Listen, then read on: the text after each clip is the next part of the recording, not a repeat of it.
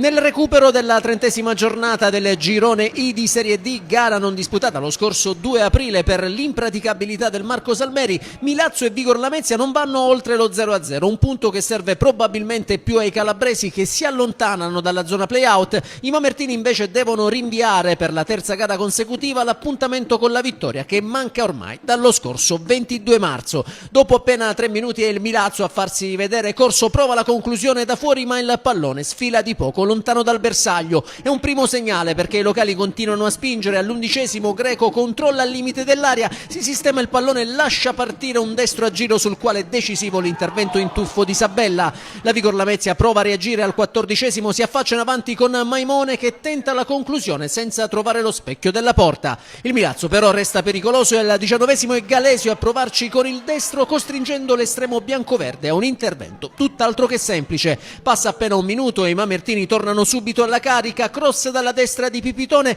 che chiama Sabella agli straordinari. Sul proseguimento dell'azione arriva un'altra conclusione di corso che però termina alta sopra la traversa. Il forcing del Milazzo non si ferma, al 37° ci prova anche il capitano Dama con una conclusione dalla lunghissima distanza. Il portiere controlla senza problemi. Nel finale di primo tempo però cresce la Vigor Lamezia. Al 42° Catalano sfiora il vantaggio con un fantastico destro a giro ma trova sulla sua strada un super Mileto a dirgli di no. È il preludio a un'altra occasione perché al 44° è ancora Catalano, questa volta sul calcio piazzato, a trovare la testa di Del Pin che sfiora soltanto il bersaglio.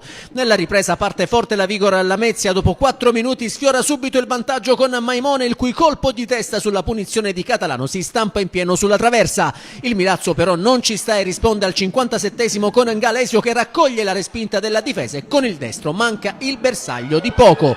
Al 75° è ancora il Milazzo a farsi vedere con Dama che raccoglie un pallone vagante in aria ma col destro non c'entra lo specchio. Nel finale ci prova la Vigor e al 91° è Pussetto con il mancino dal limite a sfiorare di poco la traversa. Finisce così 0-0, un risultato che consente al Milazzo di salire a quota 44 punti all'8° posto, mentre la Vigor Lamezia si porta a 37 a +6 sulla zona play-out.